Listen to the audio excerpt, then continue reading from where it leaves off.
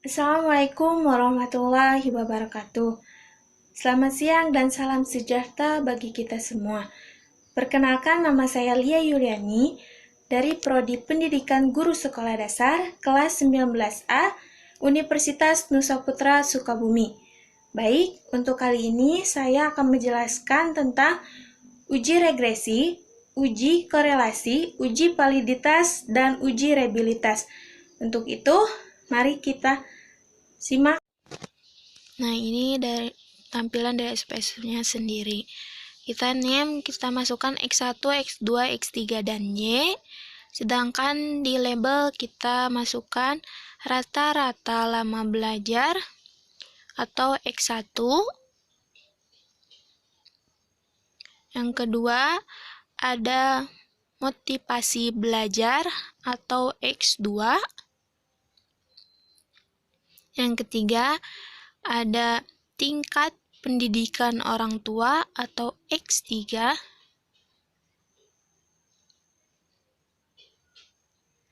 Lalu yang terakhir ada prestasi belajar atau Y.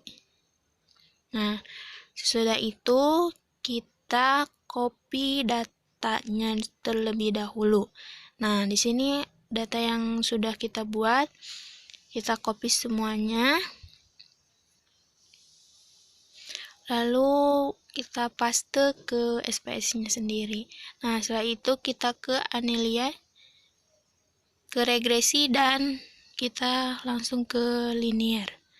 Nah, dependent itu yaitu Y, sedangkan yang lainnya adalah X1, X2, X3 yaitu independent. Setelah itu kita klik OK. Nah, ini hasil dari SPSS-nya sendiri. Nah, selanjutnya ada hasil uji regresi berganda atau uji koefisien determinasi. Nah, di sini ada tabel model summary. Nah, ini hasil dari SPSS yang tadi. Nah, tabel model summary menunjukkan nilai koefisien R yang menunjukkan tingkat hubungan antara variabel 0,119 atau 11,9% dan R-score atau koefisien determinasi memiliki arti 0,014 atau 0,14%. Nah, kesimpulannya adalah berdasarkan hasil pengujian koefisien determinasi, didapatkan nilai koefisiennya sebesar 0,014 atau 0,14% yang memiliki pengaruh yang sangat kecil atau tidak signifikan. Selanjutnya ada tabel ANOVA memaparkan uji kelinearan. Nah, tabel ANOVA ini hasil dari SPSS yang tadi. Di sini ada hipotesis. Yang pertama ada H0 atau model linear antara variabel X1, X2, dan X3 terhadap Y tidak signifikan. Sedangkan H1 sama dengan model linear antara variabel X1, X2, dan X3 terhadap Y signifikan. Di samping menggunakan perbandingan F-hitung atau F-tabel, kita dapat melakukan perbandingan signifikan dengan A signifikan 0,05 atau 5%. Nah, signifikan jika lebih kecil 0,05 maka H0 ditolak. Sedangkan jika signifikannya lebih dari 0,05 maka H0 diterima. Kesimpulannya, karena nilai signifikannya 0,936 lebih besar dari 0,05 sehingga H0 diterima, yang artinya variabel X terhadap variabel Y tidak berpengaruh signifikan. Nah, selanjutnya ada tabel koefisien. Yang pertama, hipotesisnya yaitu pengujian hipotesis pertama atau H1, diketahui nilai untuk pengaruh X1 terhadap Y adalah sebesar 0,626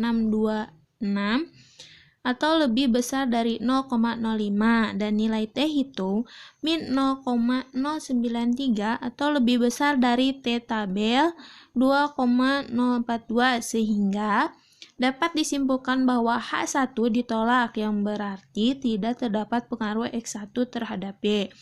Yang kedua, pengujian hipotesis kedua atau H2, diketahui nilai sig untuk pengaruh X2 terhadap Y adalah sebesar 0,701 lebih besar dari 0,05 dan nilai T hitung min 0,072 lebih besar dari T tabel yaitu 2,042. Sehingga dapat disimpulkan bahwa H2 ditolak yang berarti tidak terdapat pengaruh X2 terhadap Y. Yang selanjutnya ada pengujian hipotesis ketiga. Diketahui nilai sig untuk pengaruh X3 terhadap Y adalah sebesar 0,859 lebih besar dari 0,05 dan nilai T hitung min 0,034 lebih kecil dari 2,042. Sehingga dapat disimpulkan bahwa H3 ditolak yang berarti tidak terdapat pengaruh X3 terhadap Y. Nah, semua nilai ini diambil dari tabel di atas. Nah, video selanjutnya ini adalah data yang tadi, cuman kita bikin jadi data correlation-nya. Nah, ini hasil datanya sendiri. Nah, sebelum kita ke hasil korelasinya sendiri, kita ada analisis korelasi, yaitu kriteria korelasi person dari 0 sampai 1. 0 tidak ada korelasi, 0,00 sampai 0,25 yaitu korelasi sangat lemah. 0,25 sampai 0,50 korelasi cukup. 0,50 sampai 0,75 yaitu korelasi kuat. 0,75 sampai 0,99 yaitu korelasi sangat kuat, sedangkan 1 yaitu korelasi yang sempurna. Nah, hipotesis korelasinya sendiri ada H0 yaitu tidak terdapat pengaruh yang signifikan, sedangkan H1 terdapat pengaruh yang signifikan. Nah, yang selanjutnya ini ada tabel korelasinya sendiri dari hasil SPSS yang tadi. Nah, penarik kesimpulan yang pertama, korelasi rata-rata guru atau X1 terhadap kesiapan guru dalam menerapkan pembelajaran kurikulum 2013 atau Y, nilai sig 0,628 lebih besar dari 0,05, maka H0 diterima yang berarti tidak terdapat pengaruh yang signifikan antara variabel rata-rata guru terhadap kesiapan guru. Tabel Pearson correlation atau nilai koefisien korelasi sebesar 0,088 yang berarti korelasi sangat lemah antara variabel rata-rata guru dengan variabel kesiapan guru.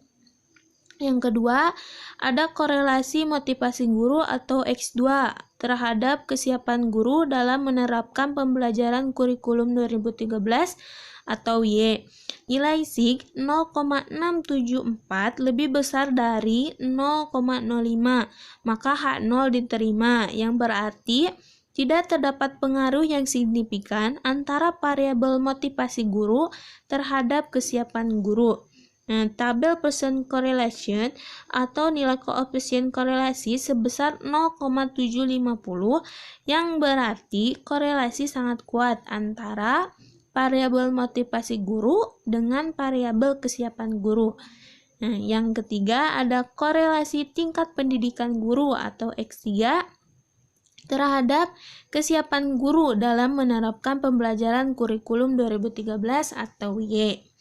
Nilai sig 0,341 lebih besar dari 0,05, maka H0 diterima, yang berarti tidak terdapat pengaruh yang signifikan antara variabel tingkat pendidikan guru terhadap kesiapan guru.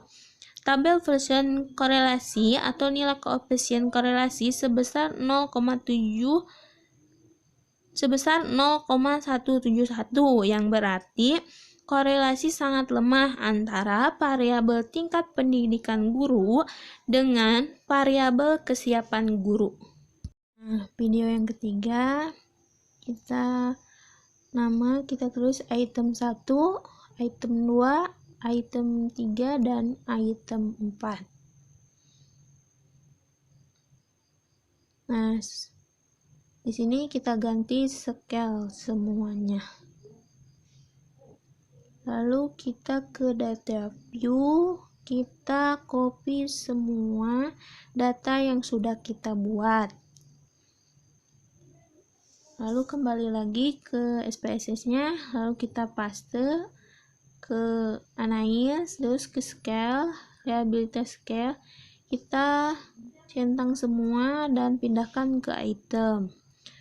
Lalu centang ini. Nah, lalu selanjutnya oke. Nah, ini hasil dari SPSS-nya. Nah, ini hasil dari uji validitas person. Tabel ini kita ambil dari hasil SPSS yang tadi. Nah, dasar pengambilan uji validitas person, ada perbandingan nilai R hitung dengan R tabel. Yang pertama, jika nilai R hitung lebih besar dari R tabel, maka hasilnya valid. Sedangkan jika nilai R hitung lebih kecil dari R tabel, maka hasilnya tidak valid. Cara mencari nilai R tabel dengan N sama dengan 33 pada signifikan 5% pada distribusi nilai R tabel statik, maka diperoleh nilai R tabel sebesar 0,344. Melihat dari nilai signifikan, yaitu jika nilai signifikansi lebih kecil dari 0,05, maka hasilnya valid. Sedangkan jika nilai signifikansi lebih dari 0,05, maka hasilnya tidak valid. Nah, maka dapat disimpulkan bahwa item 1. Perbandingan nilai R hitung dengan R tabel. Jika nilai min 0,142 lebih kecil dari 0,344, maka hasilnya valid. Melihat dari nilai signifikan, jika nilai 0,003 lebih kecil dari 0,05, maka hasilnya valid. Yang kedua, item 2. Perbandingan nilai R hitung dengan R tabel. Jika nilai min 0,361 lebih kecil dari 0,344, maka hasilnya valid. Melihat dari nilai signifikan, jika nilai 0,038 lebih kecil dari 0,05, maka hasilnya valid. Yang ketiga, item 3. Perbandingan nilai R hitung dengan R tabel. Jika nilai min 0,005 lebih kecil dari 0,344, maka hasilnya valid. Melihat dari nilai signifikan, jika nilai 0,031 lebih kecil dari 0,05, maka hasilnya valid. Jadi, hasil kesimpulan dari semua item dinyatakan lulus validasi. Yang selanjutnya ada uji reliabilitas Cronbach alpha. Uji reliabilitas bertujuan untuk melihat apakah kuesioner memiliki konsistensi jika pengukuran dilakukan dengan kuesioner tersebut. Dilakukan secara berulang, menurut Wirata Sujarweni 2014, kuesioner dikatakan reliable jika nilai Cronbach alpha lebih dari 0,6. Nah, ini ada tabel reliable statistika. Nah, dapat disimpulkan bahwa jika nilai min 0,357 lebih kecil dari 0,6, jadi nilai item dikatakan tidak reliable. Mungkin hanya itu yang dapat saya sampaikan. Mohon maaf bila ada kesalahannya. Wabillahi taufiq wal hidayah. Wassalamualaikum warahmatullahi wabarakatuh.